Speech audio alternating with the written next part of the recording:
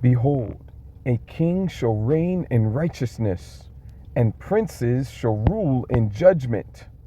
And a man shall be as an hiding place from the wind, and a covert from the tempest, as rivers of water in a dry place, as the shadow of a great rock in a weary land. And the eyes of them that see shall not be dim, and the ears of them that hear shall hearken. The heart also of the rash shall understand knowledge, and the tongue of the stammerers shall be ready to speak plainly. The vile person shall be no more called liberal, nor the churl said to be bountiful. For the vile person will speak villainy, and his heart will work iniquity to practice hypocrisy, and to utter error against Yahweh, to make empty the soul of the hungry, and he will cause the drink of the thirsty to fail. The instruments also of the churl are evil. He deviseth wicked devices to destroy the poor with lying words, even when the needy speaketh right. But the liberal deviseth liberal things, and by liberal things shall he stand. Rise up, ye women that are at ease. Hear my voice, ye careless daughters. Give ear unto my speech. Many days and years shall ye be troubled, ye careless women. For the vintage shall fail, the gathering shall not come. Tremble, ye women that are at ease. Be troubled, ye careless ones. Strip you, and make you bare, and gird sackcloth upon your loins. They shall lament for the teats, for the pleasant fields, for the fruitful vine.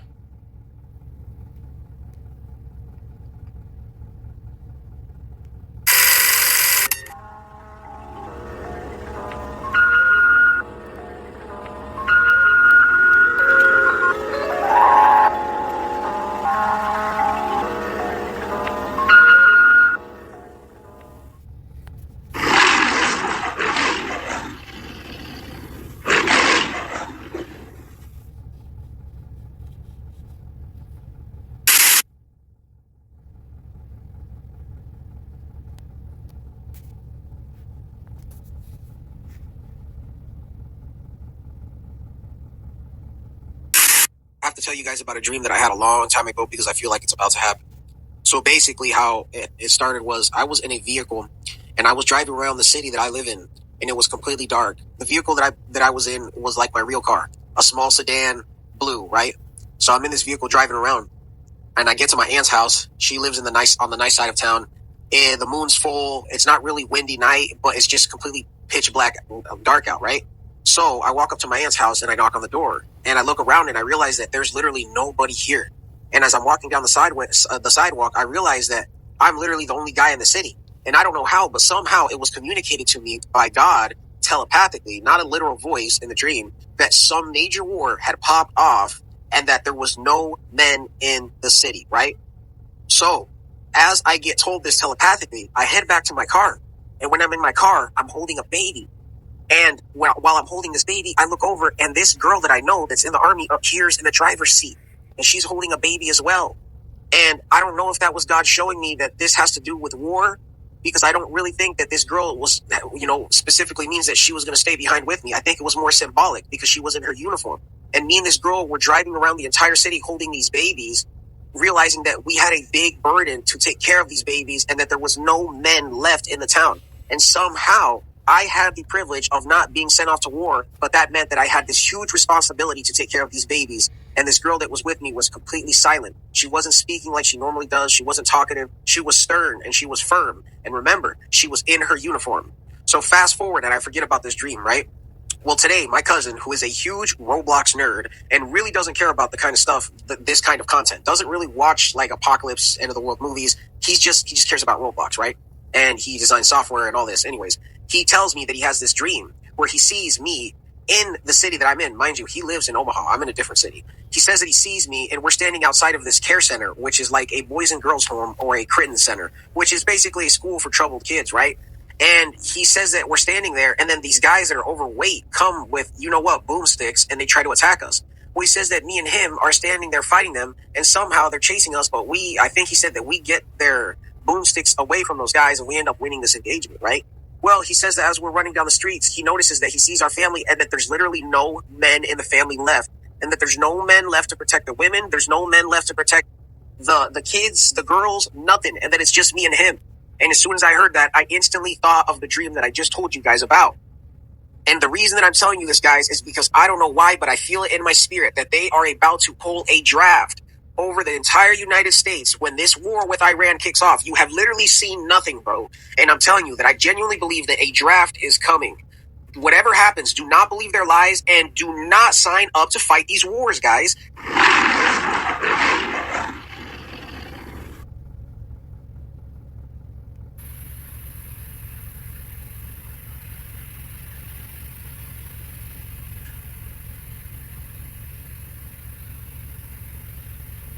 The first is the United States will use ground troops. And this will mean that Donald Trump will institute a national draft. Okay? That's the first prediction. Second prediction is that Israel and the United States will not use tactical nuclear weapons in this war. Number three is that the Al-Aqsa Mosque, the third holiest site in the Islamic world, will be destroyed during this war. Okay, so last class, I explained my analysis and my reasoning for my first two predictions. Today, I'll explain my third prediction. So, but before we start, I just want to look at some videos, okay? So you understand some of the context, some of the players in this war. All right, so this is Senator Blumenthal of Connecticut, and he is one of the 100 members of the U.S. Senate. He's also one of the members of the Gang of Eight. Now, when you are fighting a war, the White House has responsibility to report its objectives, its purpose, how the war's progressing to 8 members of Congress in a confidential setting, okay? And this is Senator Blumenthal after he's been debriefed by the White House. Okay, this is what he has to say about the progress of the war so far. I emerged from this briefing as dissatisfied and angry, frankly, as I have from any past briefing in my 15 years in the Senate. I am left with more questions than answers, especially about the cost of the war. My questions have been unanswered, and I will demand answers because the American people deserve to know. And I guess I am most concerned about the threat to American lives of potentially deploying our sons and daughters on the ground in Iran. We seem to be on a path toward deploying American troops on the ground in Iran to accomplish any of the potential objectives here. And there is also, as disturbingly as anything else, the specter of active Russian aid to Iran, putting in danger American lives. All right, so 3 things to take away from his talk with reporters, okay? The first thing is the administration, Donald Trump, the White House, has not articulated a budget. How much will this war cost? Which means that this is an open-ended war. We don't know when this war will end, and so we don't know what the commitment is, and so we don't know how much this war will cost, okay? That's the first point he makes. The second point he makes is we are on a path towards the deployment of ground troops in Iran, okay? And that basically means a national draft. And the third thing that's crucial is he says that they know for a fact that Russia is already involved in this war, aiding Iran. Okay? So that's the 3 main takeaways. Okay, so this is the foreign minister of Iran, Agachi, talking to NBC News. All right? And NBC News is going to ask Agachi, hey, there's talk in the United States already of ground troops being used against Iran. Okay? Now I want you to observe his response and then the response of the journalist. President Trump has not ruled out boots on the ground in Iran. Are you afraid of a U.S. invasion in your country? No, we are waiting for them. You were waiting for the U.S. military to invade the ground troops? Yes, because we are confident that we can confront them, and that would be a big disaster for them.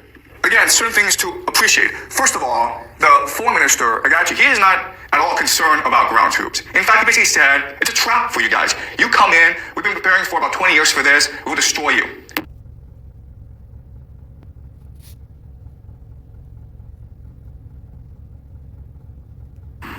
The U.S. military is deploying 5,000 Marines to Iran.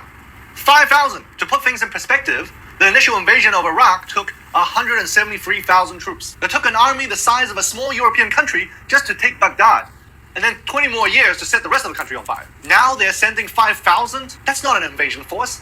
That's a really aggressive book club, and the timing couldn't be more grim. President Trump finally admitted what everyone knew all along. The Iranian people are not going to rise up anytime soon. So the plan has shifted from the people will liberate themselves to this is a sacrifice I'm willing for you to make. And you gotta be sorry for these guys that are being sent. They know this is Operation Einstein's Fury. They're clogging up the toilets just so the ships will turn around and go home. And now they're being sent in 100-to-1 odds by a draft dodger president who doesn't respect American prisoners of war. Even the yes men, the same ones who cannot walk straight because they're all submissively wearing the same oversized Florsheim's. Even they are running for the exits. Blinken's all over CNBC saying, I warned them. J.D. Vance, he leaks to Politico saying he was against this all along. So ask yourself, if Trump's in a circle, the ones with the inside information are all distancing themselves, what does that tell you? The U.S. military is... It's just one ball of calamity and confusion anyways, so we might as well just reunite the tribes, at least for the time being. So today we got news that in fact they are going to be deploying troops into the Middle East. In order to establish that bridgehead though, on the shorelines, I don't know how they're going to do it unless they can suppress Iranian fire, which could come from anywhere in the country, because the only way you can do a landed invasion and keep those troops secure is by essentially neutralizing all the major threats in the country, and the only way they can do that is to get at those bunkers, which are not reachable using conventional weapons. So they're about to send an amphibious readiness group of 2,500 Marines, as well as a Marine expeditionary unit. There's conflicting reports, anywhere between 2,500 to 10,000 troops to start. I told you this is going to happen, right? Now, when they do the draft, okay, they've already set up the domestic civil defense architecture such that if there is any small ignition of resistance anywhere, they'll be able to suppress it using the jackboot thuggery that we've become accustomed to. You know how they set the precedent that if anybody presents as a law enforcement officer and is wearing a mask on their face, that you will be killed if you attempt to resist whatsoever, because they're going to impose a draft, and a lot of people are going to be in defiance of this, and they're going to use such strong patriotic appeals that they're going to stigmatize people who dodge the draft. Okay, they're already priming us for all of this stuff. Trump releasing an image of himself in military academy clothing, despite the fact that he was a draft dodger who had 5 deferments. You have Scott Bessent referencing his son who enlisted and all of this stuff. So they're already talking it up. You know, Trump met with Jake Paul, of all people, in the midst of a looming financial crisis and the biggest war of a generation. And I think he did that in order to try to curry some favor with the younger generation, who he may have fallen out of favor with because shitcoin has been in the pisser for the longest time, and all of those promises to the crypto bros haven't been kept, okay? So they're trying to maintain that level of public appeal that's going to be necessary. But the Rapid Reaction Force of the National Guard, 20,000 troops, which has just went into law, is going to be leveraged in order to suppress any sort of dissent that emerges in response to the upcoming policy changes. They also automated selective service back in December, so you no longer have to manually enlist. So that's going to make conscription all the easier. I told you that this was all just preparation for martial law, and this is likely going to spill over into the midterm elections, accusing Barack Obama of invading Iran to evade the election or to stay in office. The level of hypocrisy has just reached absurd levels, right? Exactly what you would see at the end. And so they're going to go all the way with this, guys. They really are. They're going to go all the way with this. There is no signs of this thing slowing down whatsoever. So they're going to put the absurd levels, right? Exactly what you would see at the end. And so they're going to go all the way with this, guys. They really are. They're going to go all the way with this. There is no signs of this thing slowing down whatsoever. So they're going to put these troops in. And if you think that this mission creep can't work, a lot of the guests that I've had on the channel have always said, Nate, it's not practical to put boots on the ground. We don't have the troops. Well, in Vietnam, year one, in Vietnam, there was 900 troops in 1960. By 1969, there were 540,000 troops, about 50,000 dead, and hundreds of thousands of casualties. It's incrementalism. It doesn't have to happen all at once. Now, it's going to happen in a much more condensed timeline than that now because we have an accelerated kill chain. They're using this thing called Maven software from a company called Palantir in order to expedite the kill chain. So the picking of targets, the AI picks the targets. And the only thing the human does is accepts or denies whether or not to execute the target. And so this process, this decision-making process used to take hours, days, in fact, in some respects. But now that they have real-time satellite feeds, which kind of map on and integrate the various drone feeds and all of the other surveillance, ISR, this multi-spectrum analysis that they have, they're able to make rapid decisions at the push of a button. And the AI finds the target. And the only thing missing from this to become Skynet is essentially the AI being fully autonomous and identifying the target and sending the message to the fighter jet or whatever sort of weapon system that they're using to neutralize the target. And that's it. And so this is going to be rapid. And so you're going to see, and this is why you had Pete Hegseth. Remember when I told you? Barakati Yahweh, Barakati Yahweh Shai, Barakati Yahweh, Barakati Yahweh Shai, Barakati Yahweh, Barakati Yahweh Shai, Barakati Yahweh, Bahashim Yahweh Shai Ba, Racha HaKodash, Kol Tapa Arath, Hawad Wahaloyim, Ratwatum Yatla, Allah Hayanawa, Yahweh, Bahashim Yahweh Shai Ba, Racha HaKodash. And what I just said in the Lashon Kodash being the ancient Paleo-Hebrew, or in other words, the true biblical Hebrew for holy tongue or language. And what I just said is all glory, honor, and praises abundantly and continuously to our power, Yahweh, the true name of our Heavenly Father, who the world ignorantly and incorrectly calls God, in the name of His only begotten Son, our Savior, our Messiah, our Deliverer, Yahweh Shai, HaMashiach, who the world ignorantly and incorrectly calls Jesus Christ, in, or in other words, through the Holy Spirit. Double honors to the apostles and elders of Great Millstone. Much peace, love, and respect to the brothers teaching and pushing this truth out the four corners of the earth, to the hopeful elect, the 144,000 and the 1/3, as well as the rest of the elect, scattered abroad amongst the heathen nations to the four corners of the earth, east, north, south, and west. To you I say, Shalom. This is your brother Ra'ib Tazadakwa coming back at you again, all through the spirit and power of Yahweh Bahashim Yahweh Shai, with another lesson. For as it is written, not by power nor by might, but by my spirit, saith Ha'adawan, the Lord, Yahweh Bahashem, in the name of Yahweh Shai, Yahweh Ratzazah, Yahweh willing. This lesson is going to be edifying and encouraging to you Achnyum brothers and any Achwath sisters that may be listening and or watching. This tonight here is part 12 and an ongoing lesson series, which I will show you here now. And Salakia for the flipping. I didn't mean to do that. There's no other way to do this. So let me just go ahead and bring it up. And we can get rid of that for now. This here is part 12. Yes, you got parts 9 and 10 at the top. Part 11 is there waiting for me to take it live, which I will likely do tomorrow before the live altar teaching. And this here being part 12, I hope I said part 12, it's part 12. I'll probably premiere this one later in the day, later in the evening, once the live altar teaching's already done. But if I don't, I'll premiere it on Sunday. One of the two either way. Yeah. So we'll see. I'll probably just wait and premiere it on Tuesday. All right. So this is part 12 tonight, ongoing lesson series. The third woe is here. Revelation 11 and 14, which is the caption on the thumbnail, which is actually the first part of the title. Just through the Spirit, I've been doing that lately, where I have the first part of the title on the thumbnail. We interrupt this program due to end time biblical prophecies and the end of the world, right? And so here, the third woe is here, Revelation 11 and 14, what this means for you. And going back to when we kicked this off in part 1, which parts 1 and 7, I want to say, are over here as live altar teachings. You'll find them over here in the lives. Okay, those were the live altar teachings. It kicked off 2 weeks ago. And most likely, unless the Spirit has me go in another direction tomorrow, most likely part 13 will also be a live altar teaching tomorrow. But, I could wake up and the Spirit could give me something else, even like up to an hour or even right before I start. But unless that happens, part 13 will be tomorrow's live altar teaching. Okay, so parts 1 and 7 are here.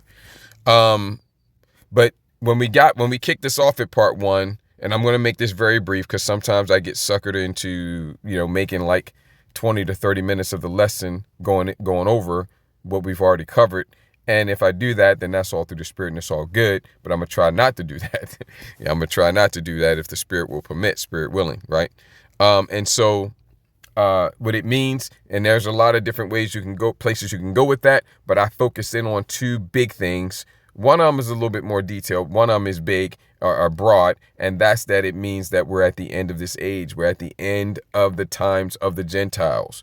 Daniel 7 and 9. And I beheld till the thrones were cast down, right? Meaning the thrones, the rulerships, the kingdoms of the heathen nation. We're at the heathen nations, plural, all of them. And we're at the end of that. Okay, we're at the end of this age. We're at the end of this of this kingdom, which means, in a certain context, you got to understand that even in the English, the word world has a lot of different contexts and connotations, or you can just go flat out with a handful of different meanings. And in the Greek, all of those meanings have different words in the Greek, but in the English, it's all the same word.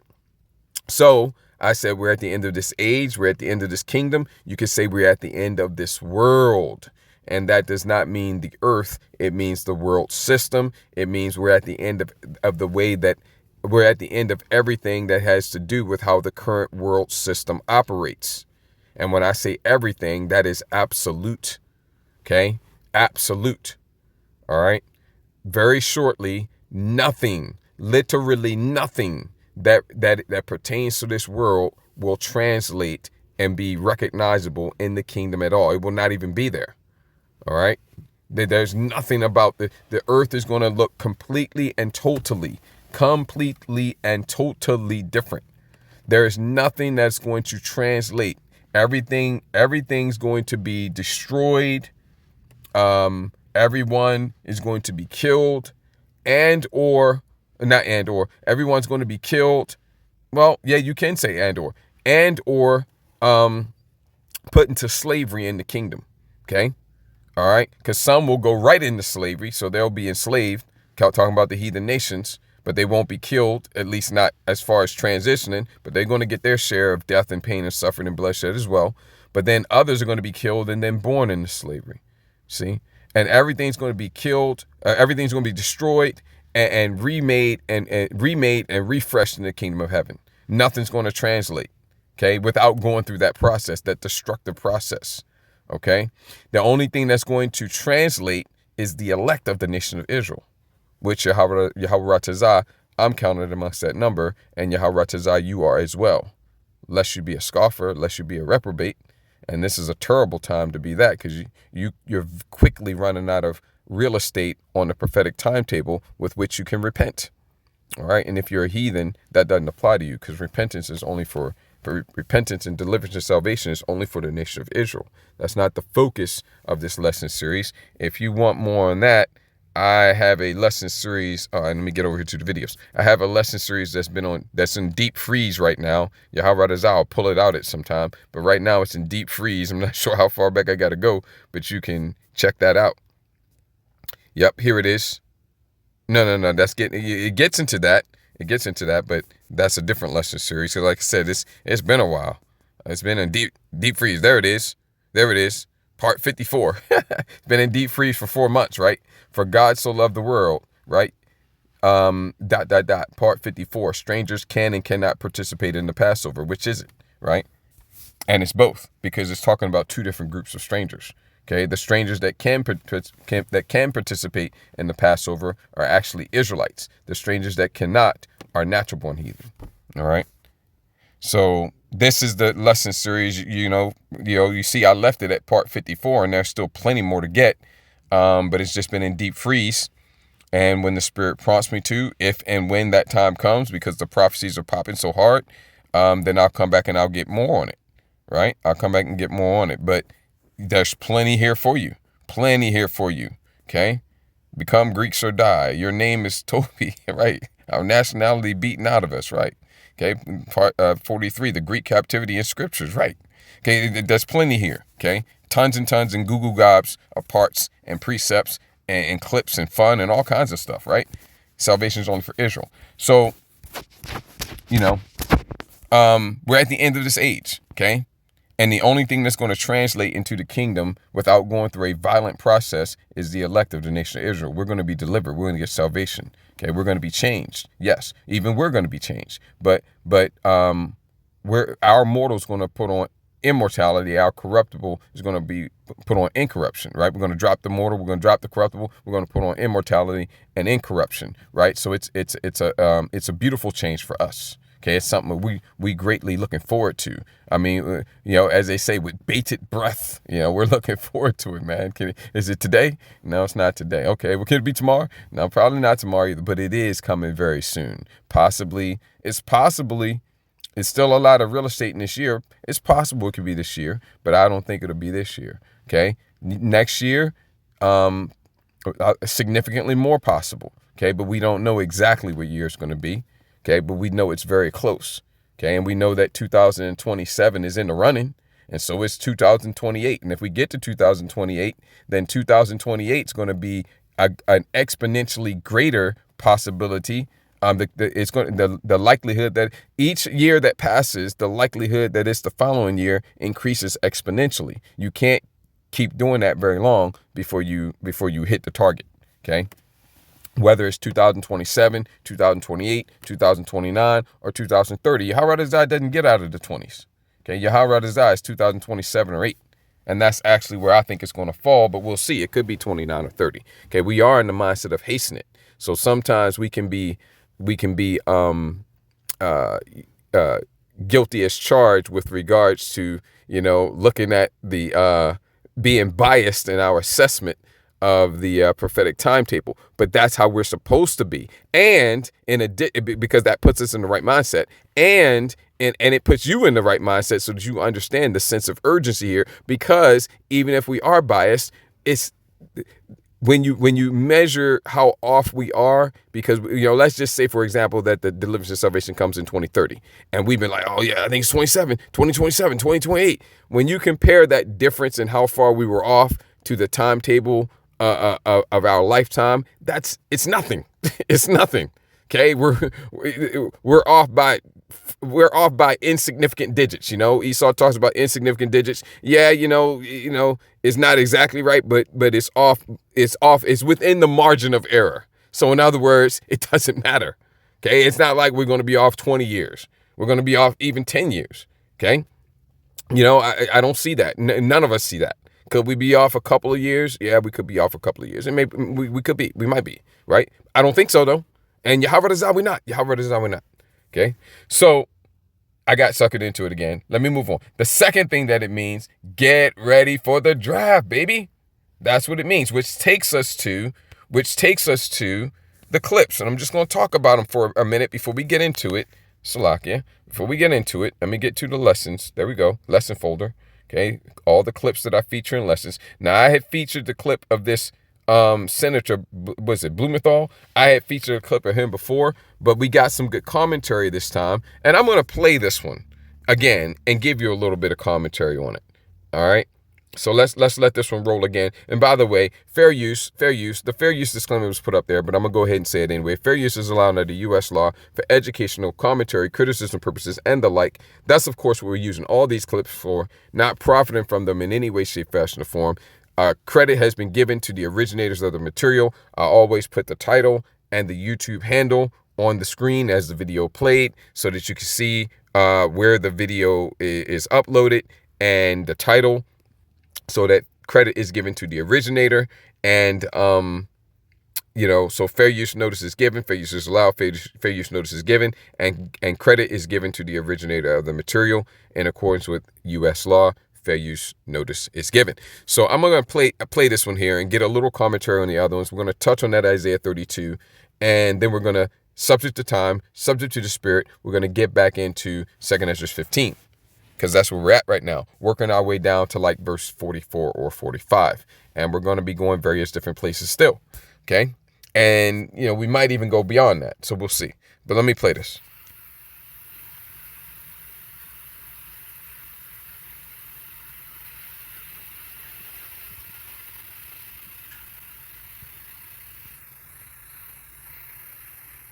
The first is the United States will use ground troops. All right, so this guy right here, I don't remember his name off the top of my head, but he's making his rounds, and he's becoming well sought after for his analysis. He looks like he's a Moabite. He could be, but from what I understand, the Koreans are Moabites as well, I want to say. Yeah, I think the Koreans are Moabites as well. I'm not sure if he's Korean or if he's Chinese, but both of those are Moabites, descendants of Moab, right? But he's being well sought after, and he's making a name for himself with his analysis. He's being featured on a lot of different podcasts and various different platforms, and he's making some predictions here. So let's listen to his predictions. Okay, yeah, it doesn't want to let me do it. Okay, there we go. The first is the United States will use ground troops. And this will mean that Donald Trump will institute a national draft. Okay? Yeah, and you're hearing a lot about this. And I mean, from politicians, from DJ Wicked Trump himself, right? And from a lot of pundits and, geopolitical analysts like this guy. And that's because they're going to do it, man. It's in the scriptures, right? And we already got these precepts, especially in part 1. And I think we touched on them again later.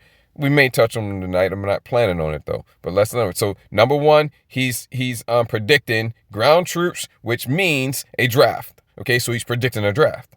That's the first prediction. Second prediction is that Israel and the United States will not use tactical nuclear weapons in this war. Yahweh Razah, he's wrong on that one, okay? And there is a lot of reason to think that they will. So, and it doesn't matter whether they use it in this particular war or not, okay? Because we know how it's going to end. It's going to end in all-out thermonuclear war, in which America, Babylon the Great, will be completely and totally and utterly destroyed by thermonuclear fire, and so will the land of Israel, and so various different other nations around the world, which are controlled by the Edomites, such as over there, various different nations over there in Europe, Gog and Magog, Gog the land of Magog, which is all talking about modern day Russia, and any other place where Edomites are at, they're going to be hit, but not completely engulfed in thermonuclear fire, but they will be destroyed. Okay, because how many of these nuclear warheads do you need to hit? How many of these nuclear warheads do you need to hit a nation with before that nation ceases to function? Society breaks down and society collapses, even if it only hit in several different places. Okay, we're talking about the strategic ones here, not tactical. Okay, we're talking about the big boys. Okay, the city killers, one warhead destroying a whole city. Okay, that's what we're talking about here, right? So you can have a Gog Magog, Gog the land of Magog, which is modern day Russia. You can have any of the nations over there in Europe. You can have let's bring in some of the nuclear armed heathen. Well, the Edomites are heathen too, but let's bring in some of the other heathen nations which are nuclear armed, like the Pakistanis. Okay, how many warheads do you need to send over there before you and drop on them over there in various different places before that nation no longer, they have a complete and total societal breakdown. It ceases to function as a nation.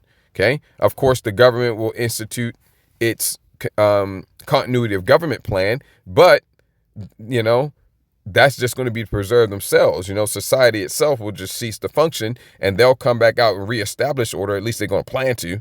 They ain't going to get the opportunity, but their plan is to later on come back out and reestablish some order, which the first thing they're going to do is look to subjugate and dominate and put themselves back in a position of power. Okay? My point is, other places are going to be hit, but not completely burned. I want to say that, because there's different contexts and manners and levels of destruction. Not completely destroyed in the sense that they're going to be completely and totally engulfed in thermonuclear fire, but they will be destroyed in the sense that they will no longer worky. No, it's broke. It ain't working no more. Society's broken down, complete and total societal collapse. Okay. You're going to be have various different places, and then your places that are not hit by the thermonuclear missiles at all, you're going to have a lot of warring and fighting going on there, and you'll have conventional fires. And then simultaneous with all of this, you're going to have Yahweh Shah HaMashiach and the angelic host coming back, and what the world calls UFOs and UAPs, and they're going to be, for to put it crudely, zapping everything. Okay, everything zapping, just adding to the fire. And that fire from the chariots, which we got into last night in part 11, that right there is going to be vaporizing everything. Okay? Yeah, you want to get a visual of that, look at Tom Cruise's movie that came out 10, 15 years ago, whatever it was, which is War of the Worlds. They gave you a visual. Only thing, that visual is very, very low level. But they had those UFOs and UAPs, which were on stilts, big ass, goofy ass, tall looking legs, right? They always put a spin on it, right? But they had these blue energy beams, which you could say were lasers, or you could say were superheated concentrated fire, okay? Which were coming out and zapping people, like one at a time. Please, man, one at a time. I see Yahweh Shai and the angelic hosts, when they do it, it's going to be like a huge swath. It's just going to be like vaporizing like a huge swath of stuff. I mean, it might be a mile wide. It might be more. It ain't going to be hitting no one person at a time. But but that does give you a little idea, because when they zap one person, they would instantly be vaporized. Okay. And that gives you an idea. So that's going to be going on. This is all simultaneous. Okay. Which brings to mind Wisdom of Solomon 5:1. You can go read that and keep going. You get first couple of verses, right? But let's let him speak some more. So my point is, Yahweh Zah, he's wrong about that one. But it doesn't matter if he's right or wrong or not, because it's still going to go to the same place. All out thermonuclear war. Number 3 is that the Al-Aqsa Mosque, the third holiest site in the Islamic world, will be destroyed during this war. Okay, so I'm for that. Doesn't really matter, because again, it's still going to go where it's going to go. But I'm for that. Last class, I explained my analysis and my reasoning for my first 2 predictions. Today, I'll explain my third prediction. So, but before we start, I just want to look at some videos, okay? So you understand some of the context, some of the players in this war. All right, so this is Senator Blumenthal of Connecticut, and he is one of the 100 members of the U.S. Senate. He's also one of the members of the Gang of 8. Now, when you are fighting a war... So in other words, he's in the position he's in because he's on some type of level. All of the people that you see put in front of your face, they're all lesser luminaries. In other words, they're on some type of level, but they're really just peons, right? But he is on some type of level. And so when he speaks, he's really speaking according to a script.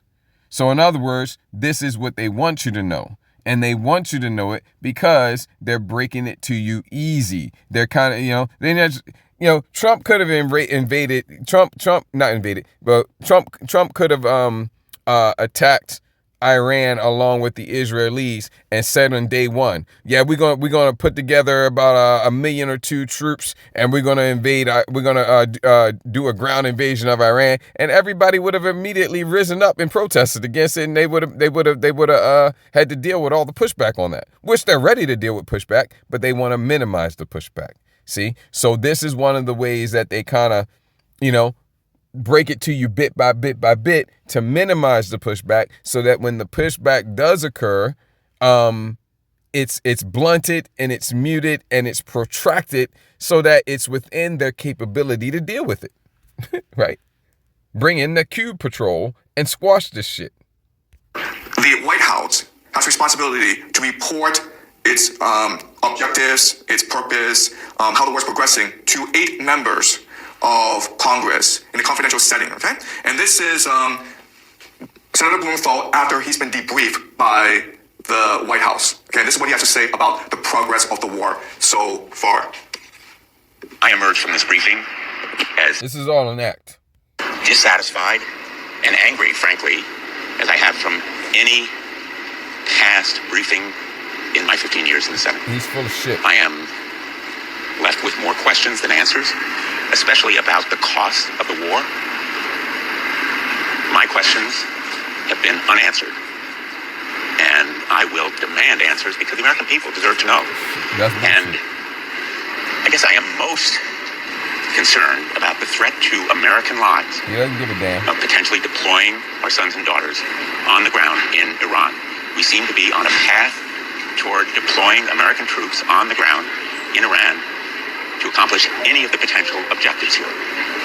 And there is also, as disturbingly as anything else, the specter of active Russian aid to Iran, putting in danger American lives. All right. So 3 things to take away from his talk with reporters. Okay. The first thing is the administration, Donald Trump, the White House, has not articulated a budget. How much will this war cost? Which means that this is an open-ended war. We don't know when this war will end. And so we don't know what the commitment is, and so we don't know how much this war will cost. Okay, that's the first point he makes. The second point he makes is we are on a path towards the deployment of ground troops in Iran. Okay, and that basically means a national draft. And the third thing that's crucial is he says that they know for a fact that Russia is already involved in this war, aiding Iran. Which is Ezekiel 38. We already got that several parts ago as well. Okay, Russia, prepare thou and all thy company, and be thou a guard unto them, which, if my memory serves me correctly, is like Ezekiel 38 and 8, 7 or 8, kind of starting at like verse 5, 6, 7, and 8. Okay, but yeah, so that's biblical prophecy. And China, by the way, is also up in the mix as well, helping them as well. Okay, so that's the 3 main takeaways. Okay, so this is the foreign minister of Iran, Agachi, talking to NBC News. All right, and NBC News is going to ask Agachi, hey, there's talk in the United States already of ground troops being used against Iran. Okay, now I want you to observe his response and then the response of the journalist. Yeah, this is also biblical prophecy. Okay, this is also biblical prophecy, and I'm gonna let it play here. But we featured this clip, I don't know, maybe 5 or 6 parts ago. Okay, we featured. If you notice, there was like 4 or 5 clips played. Okay, some of them are fulfillments of Joel 2, 28, 29, and 30. Some of them, which is paraphrased in Acts 2, 17, 18, and 19. And a lot of them are news clips. But some of them are prophetic visions, end time visions, and dreams. Okay, so this is one of the clips we've been playing because it's too much going on to play one clip and feature one clip. I could feature any one of these clips in a lesson and build a lesson around any one of these clips, but there's too much going on to do that. Has not ruled out boots on the ground in Iran. Are you afraid of a U.S. invasion in your country? No, we are ready Look at his face when he says this. He says, no, we're ready. No, we're waiting for them, right? Look at the smirk on his face. for them. You were waiting for the... See that? look at the smirk on Elon's face. Okay? Hey, man, there used to be a time. Let me get your precept. Okay? There used to be a time when nobody would smirk. I didn't need to do that. Let me flip it back. Nobody would smirk at the idea of the U.S. invading. Okay? But see, we're so far along in the end time biblical prophetic timetable that now things have changed. Okay? Let me see here. Yeah, here we go. I think that's Revelation 13.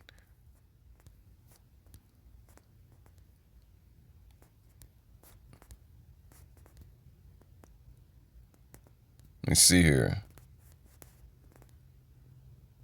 Is that here? Or was that, let me see. Salakia, while I look for this precept here. That's going to be key later on. Let me see here. Yeah.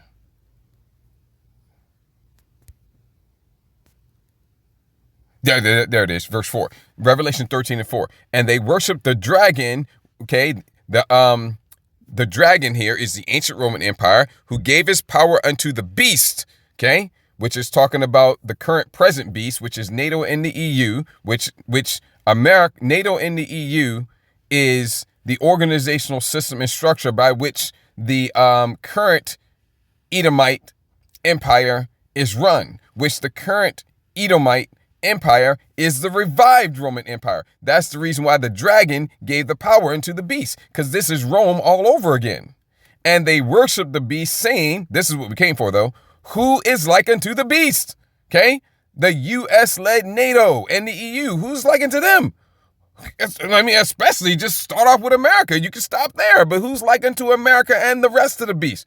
Okay? Who is able to make war with him? Nobody wants, who is able to fight against him? Look at the NLT. Who is as great as the beast? Okay, this is a rhetorical question. They exclaimed, who is able to fight against him? Because the idea being conveyed here through this rhetorical question, which if you understand rhetorical questions make points, rhetorical questions provoke thought, and they really make statements. You ask a question that's rhetorical and you're really making a statement, an emphatic statement with a rhetorical question. Okay?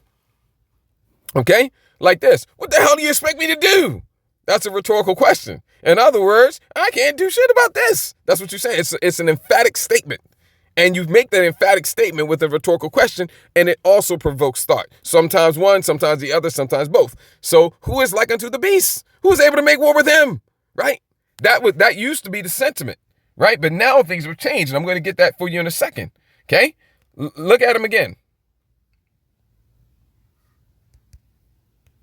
And then the response of the journalist. President Trump has not ruled out boots on the ground in Iran. Are you afraid of a U.S. invasion in your country?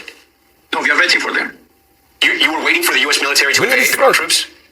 Yes, because we are confident that we can confront them, and that will be a big disaster for them. Again, certain things to appreciate. First of all, the foreign minister, Agachi, he is not at all concerned about ground troops. In fact, he basically said, it's a trap for you guys. You come in, we've been preparing for about 20 years for this, we'll destroy you. Right. But see, nobody used to talk about the American military like that before. Okay? You got especially the beast in general, especially America, Babylon the Great, but you can also bring in France. Okay? You had Burkina Faso, Mali, and Niger. They gave they kicked France out of their countries. Out of their countries. Okay? And then they banded together. So now if you attack any one of them, you're going to have to deal with all three of them together. Okay? And they're all in league with Russia. Gog the land of Magog. They're in league with Russia. So, Russia, they cozy with Russia, bringing in Ezekiel 38, 5, 6, and 7 again, and 8. Be thou a guard unto them, all them, thou and all thy company. Many people with thee, meaning many nations with thee, all of them handling shields and bucklers. Okay? Shields and bucklers, meaning modern equipment of warfare. Okay? What do you expect Ezekiel to see? What do you expect Ezekiel to call it when he saw these end-time prophetic visions? He didn't know what to call the equipment. He just called it shields and bucklers because that's what they had back then.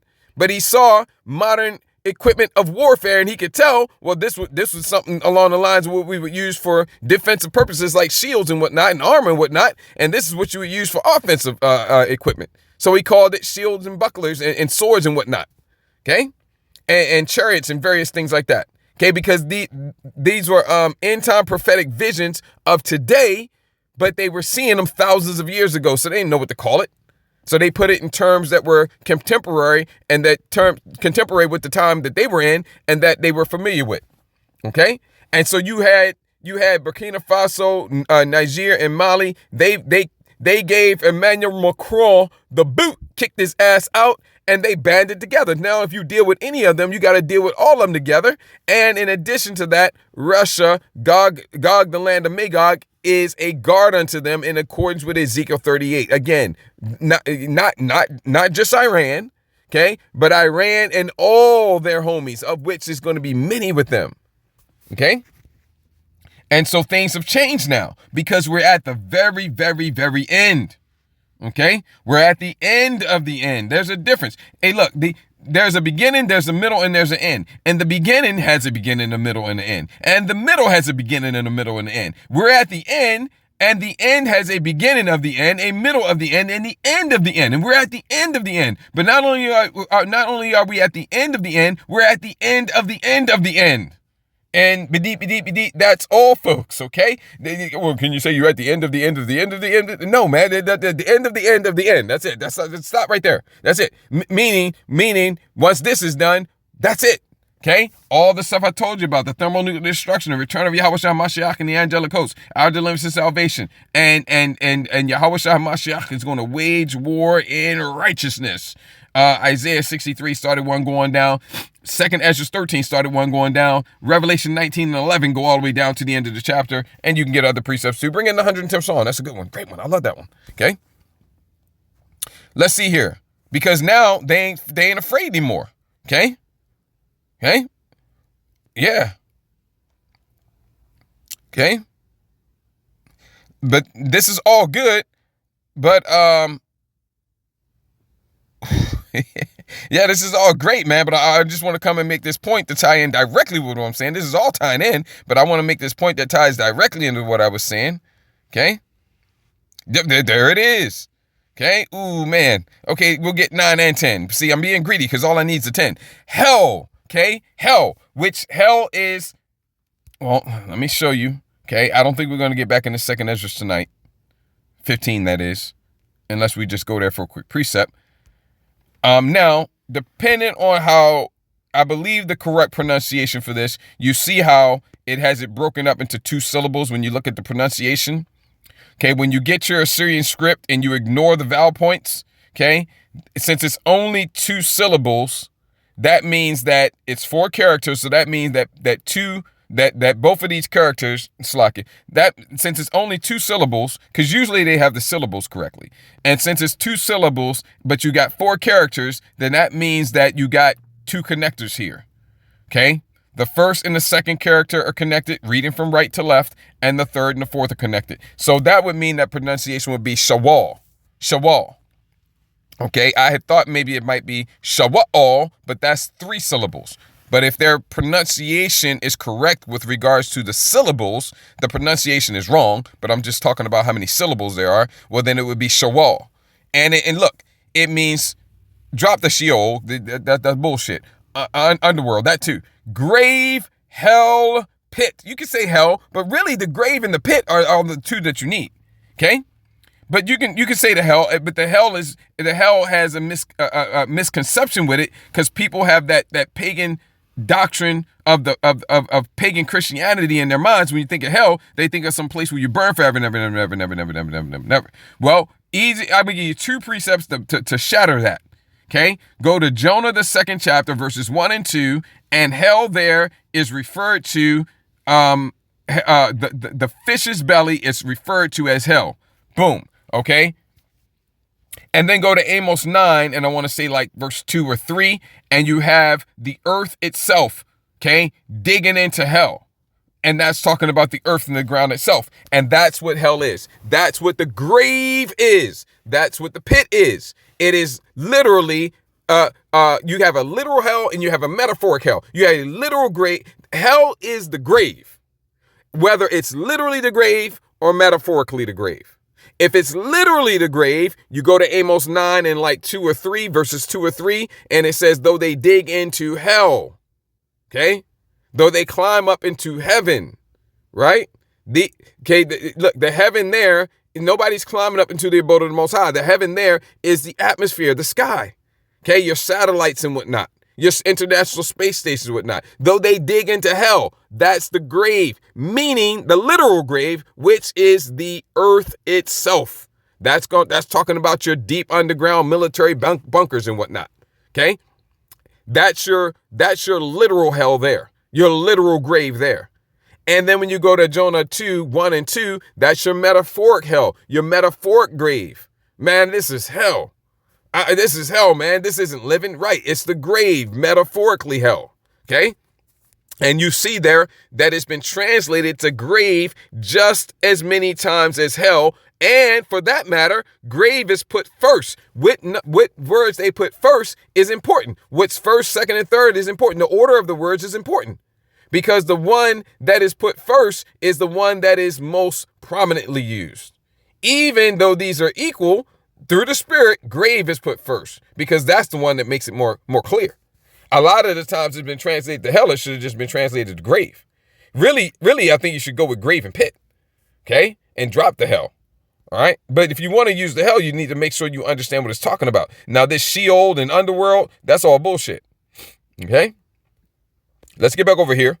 Hell from beneath, meaning the well, this is going to be both because a lot of times it'll be the literal grave and the metaphoric grave. Okay, because Esau Edom in the kingdom of heaven is going to get all of that. He's going to get both of them in great abundance. From beneath is moved for thee to meet thee at thy coming. Okay, this is going to meet Esau. He ain't going to just wait for him to get there. It's going to be like, oh, I see Esau coming off at a great distance. I mean, let me go and greet him. Let me go and greet him with open arms. The hell, the metaphoric hell and the literal hell, the metaphoric grave and the literal grave is going to greet him with open arms and escort him into his captivity and his judgment in the kingdom of heaven. See, in that kind of hell? Hell from beneath is moved for thee to meet thee at thy coming. Going to greet him. It stirreth up the dead for thee, which is the heathen nation, the other heathen nations, because they're heathen too. Even all the chief ones of the earth, it hath raised up from their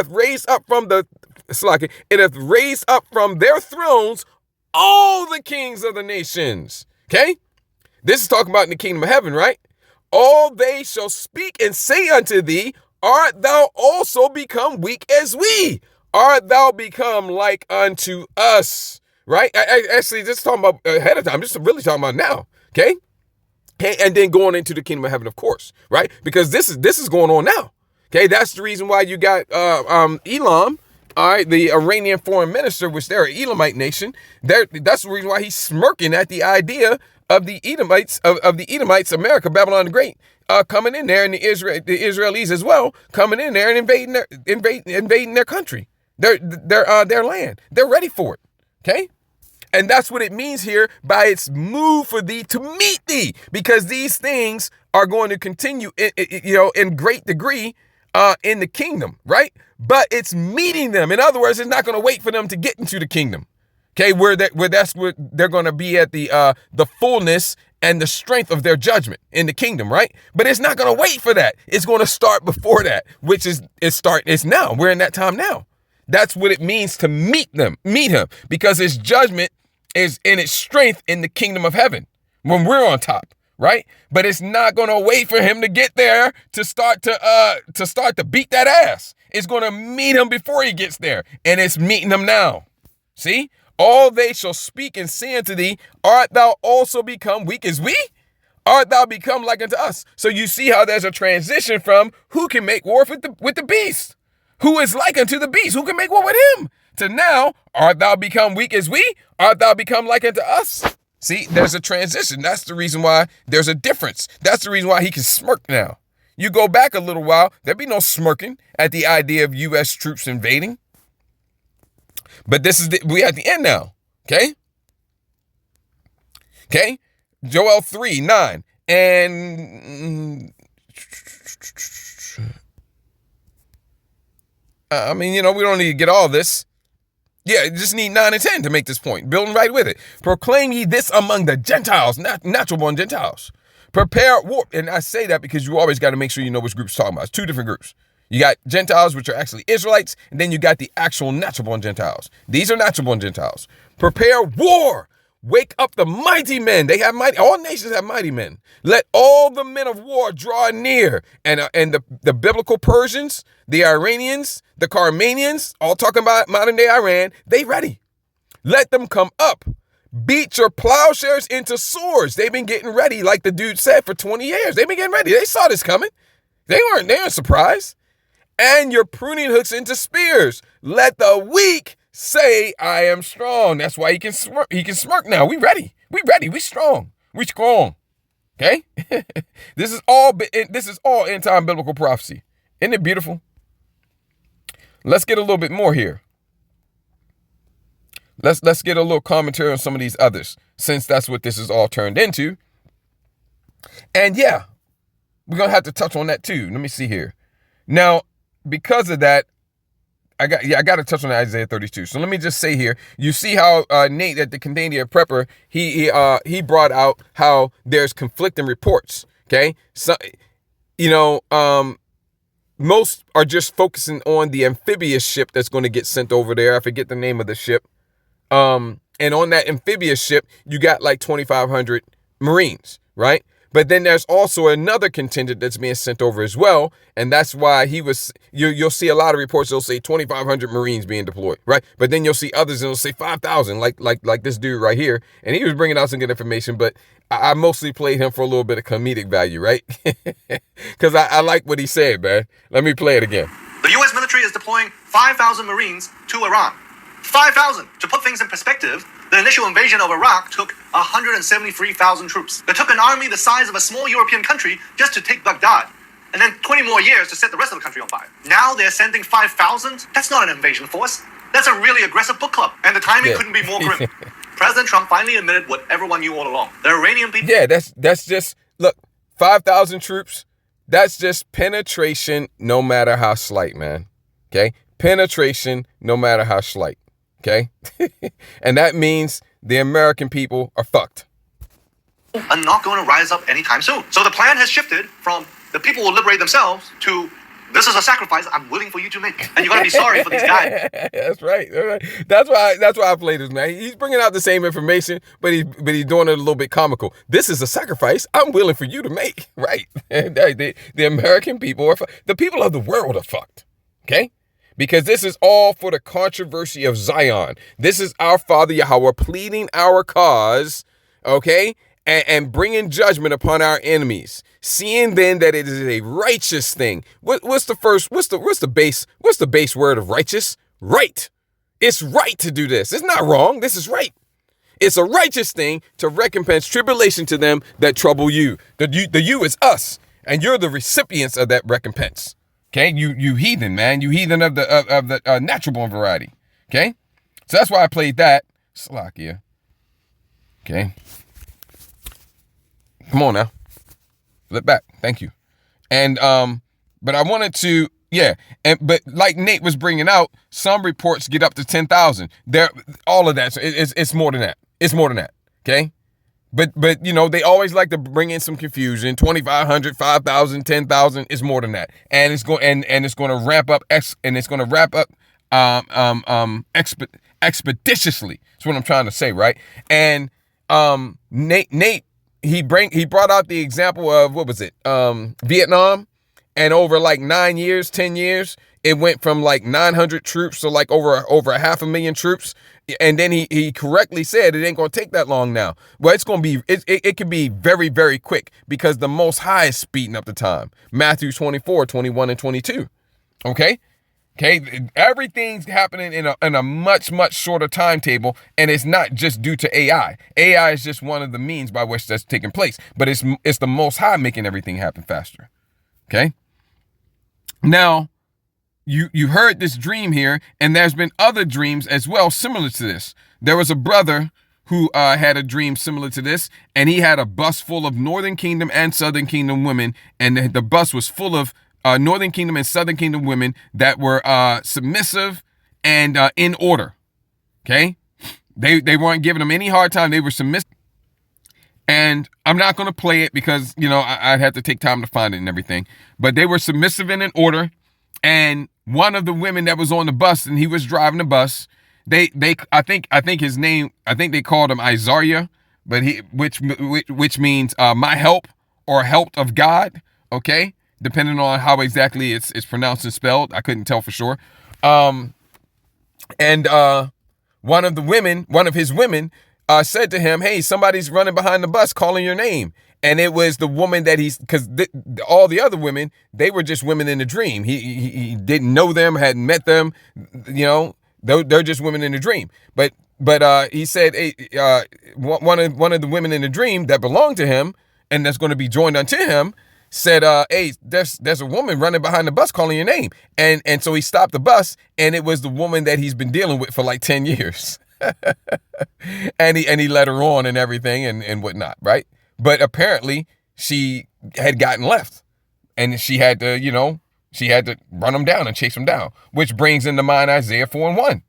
Okay, and go on down to the rest of the chapter. That moves, Isaiah 4:1 is on this side, but as you get into Isaiah 4:2, it transitions into the kingdom of heaven. Okay, and so that brings us to the Isaiah 32, which we're going to wrap up with tonight. We just moved into a new house. Okay, which we're going to wrap up with tonight. Okay, we don't need that anymore. Let's go to that Isaiah 32, and I'm going to try to make this brief. Okay. The king that's going to reign in righteousness, well, obviously, that is Malak, king,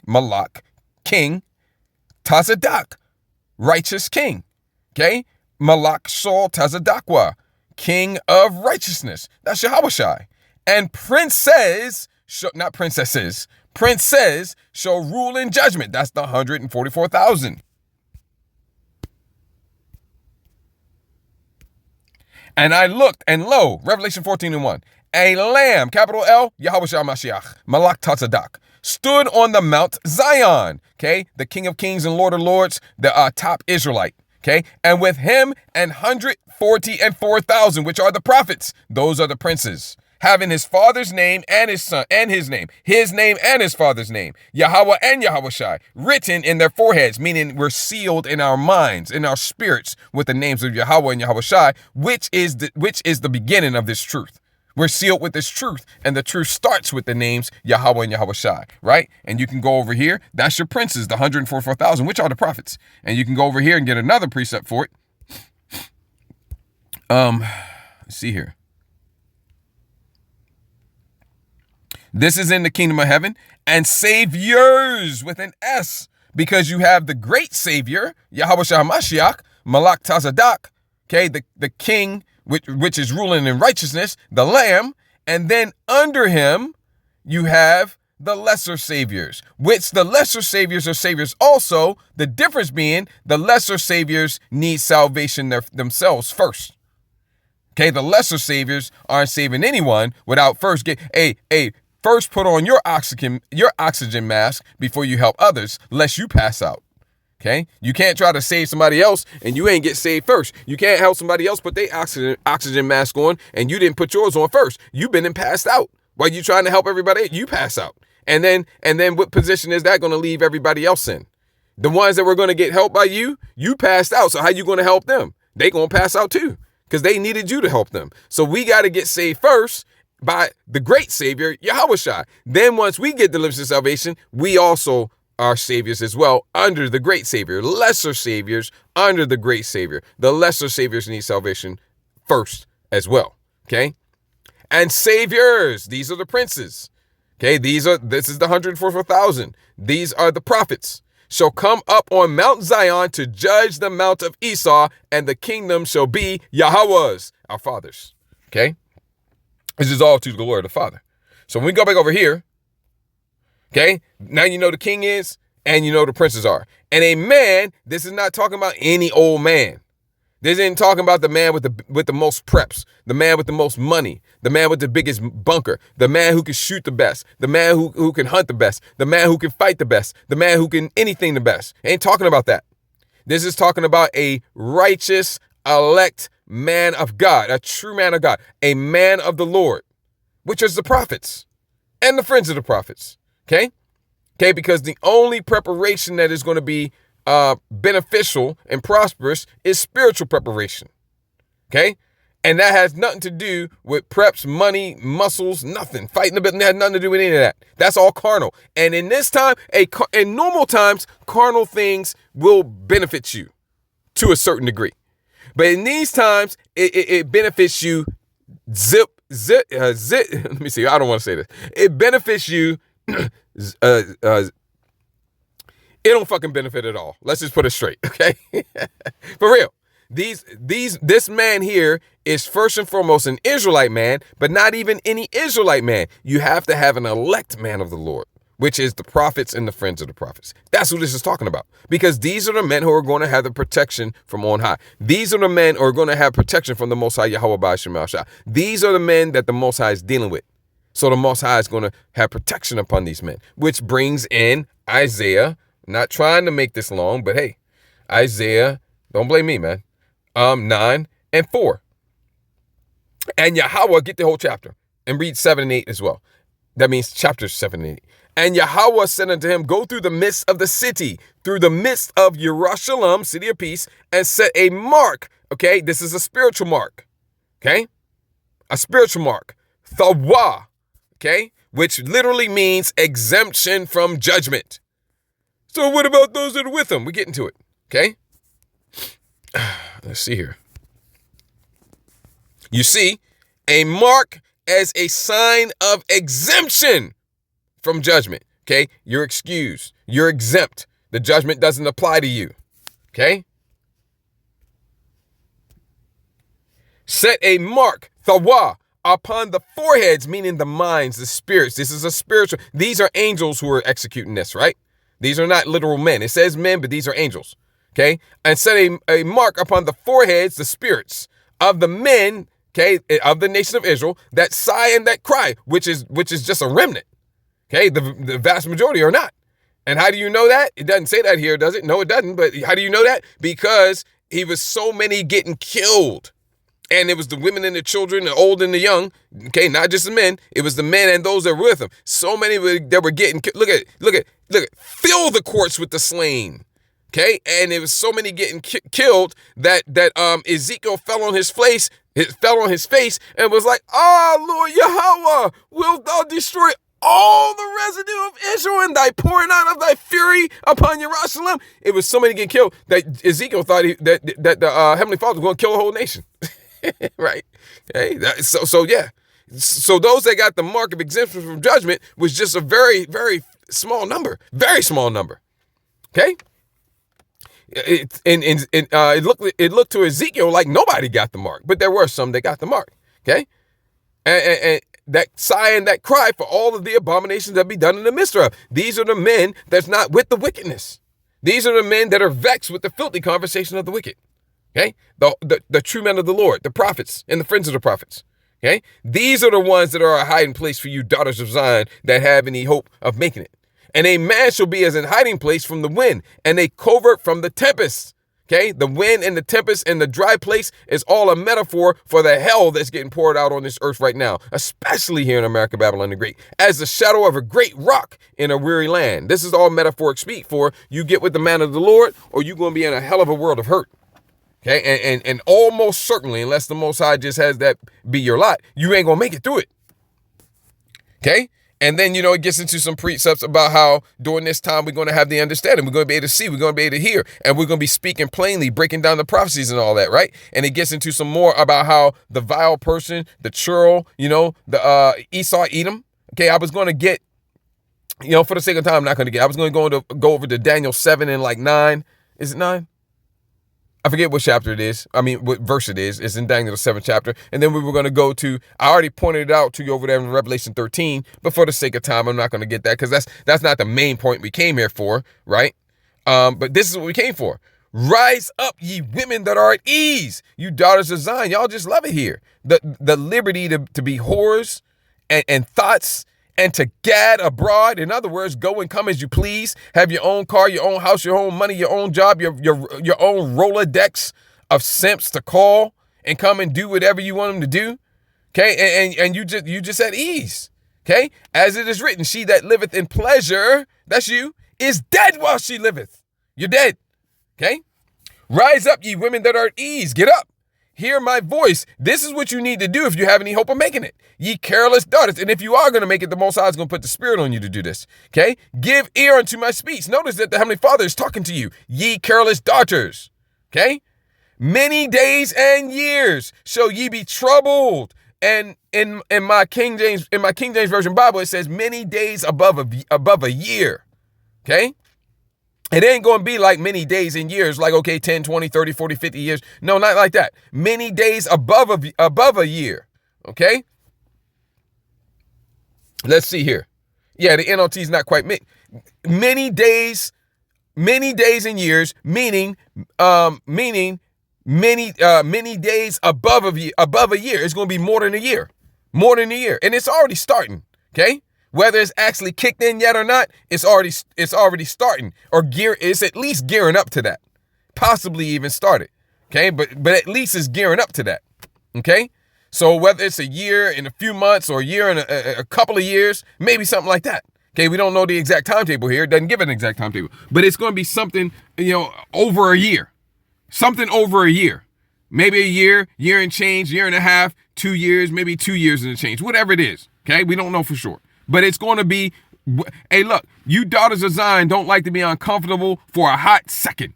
Okay, so being uncomfortable and being in a tight situation for more than a year, that's going to completely and totally revolutionize and reorganize how you think. Okay, the structure of your mental faculties will be completely rearranged. Okay, because again, you don't like to be uncomfortable for a hot second. Many days and years shall you be troubled, ye careless women. This is the Most High punishing you. And if he has favor on you, it's going to be punishing you for your benefit. For the vengeance shall fail, the gathering shall not come. Yeah, everything that's allowed you to live the type of life of liberty and rebellion and whoredoms that you've been living is going to be stripped and taken away. It's all going to fail. And it is already failing. It's failing now. Tremble. This is what you need to do. Tremble, ye women that are at ease. Be troubled, ye careless ones. Because see, some are going to hold on to it. Some are going to fight for the old way that they used to do things. Some are going to be in the mindset of Lot's wife. Okay, always looking back. Strip you and make you bare and gird sackcloth upon your loins. You better repent. They shall lament for the teats, for the pleasant fields, for the fruitful vine. But like I said, the majority of the daughters of Zion are going to be in the mindset of Lot's wife, lamenting for what they're losing. All right, and some are even going to see the path to life, the path to salvation, but it doesn't look pleasant. It doesn't look fun. It looks torturous, and they don't really want to do it. And so they're going to look back and they're going to die. They ain't going to make it. Okay. And so that draft is coming, man. And like I often say, the Most High is getting ready to gut the ranks of the simps. Okay. The bulk of men that are basically simps. Okay. All right. And he's going to basically gut the ranks. Okay. Of course, there's going to be some scragglers, but he's going to basically gut the ranks, and he's going to lead to two extremes. On the right-hand side, you're going to have the hopeful elect men of the Lord that are going to require you to do what you're told to do, that are going to require you to do what you're supposed to do. Okay. And that are not going to hesitate to tell you to shut the fuck up and do what you're told. And if you do that, you're going to make it. You're going to live, and you will not regret it. Okay. And that right there is a gross understatement on the negative side. Okay. In other words, to put it on the positive side, you're going to be very glad you did. But that is also a gross understatement. You can't say how glad you're going to be. Okay. Think about Noah's wife and the wives of his 3 sons. How glad were they to be with those men? And now you're getting an idea. Okay. Take that and run that up to the max. Okay. All right. And so that's what you're going to have on the right-hand side. And then on the left-hand side, you're going to have the dregs of society that will grape you, okay, to death in certain cases, drop the G, and then eat you, okay? Famine is coming in a very big way. Cannibalism. They are going to grape you to death and then eat you. And now choose, okay? Okay, choose carefully. Okay, make your choice, make your selection. Okay, dregs of society, grape you to death, eat you, or the righteous hopeful elect men of the Lord. Okay, which are going to come down on you in righteousness and require that you do what you're supposed to do. Oh, that's terrible. Okay, well, die then. Okay, so make your selections, make your choice. Okay, so that's pretty much it. This has been long enough. I'm gonna go ahead and wrap up here. I meant to get back into 2nd Ezra 15, but just didn't get to it tonight. Everything's subject to the spirit, right? Because we got down